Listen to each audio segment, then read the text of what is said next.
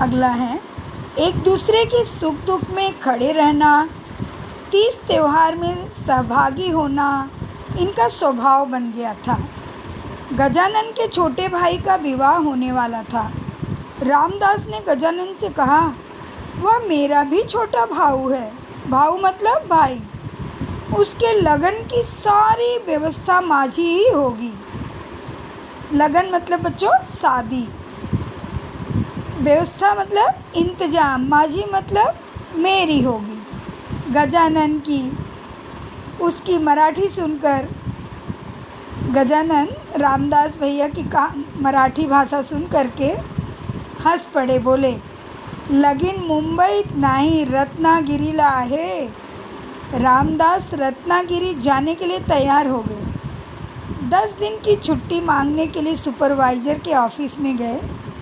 Supervisor देखते ही बोल पड़ा, नो लीव, कि तुम्हें ड्यूटी पर हाजिर रहना पड़ेगा, छुट्टी नहीं मिलेगी। रामदास बिफर पड़े, बोले, मैं चला, मेरे भाऊ की शादी में, नौकरी जाए तो जाए। बाद में गजानन ने दोनों की सुलह सपाटी करवाई। रामदास और गजानन के घर का कोई भी काम ऐसा न था जिसमें दोनों परिवार सम्मिलित न होते थे। एक दूसरे का सहयोग करना, हाथ बटाना, सहयोग मतलब बच्चों मदद, हर काम में हाथ बटाना, समय कुसमय में हर ढंग से, अच्छे समय में बुरे समय में एक दूसरे का मदद करना उन दोनों के स्वभाव की विशेषता बन गई थी। नौकरी से रिटायर हो गए थे। निवृत्त मतलब रिटायर के बाद दोनों अपने अपने गांव मथुरा और रत्नागिरी चले गए। धीरे धीरे उनमें संपर्क, एक दूसरे से मिलना जुलना बच्चों बंद हो गया, दूर हो गए, उम्र भी हो गई, लेकिन अपनापन प्यार जो था वो वैसा ही था। रामदास अचानक बहुत बीमार पड़ गए।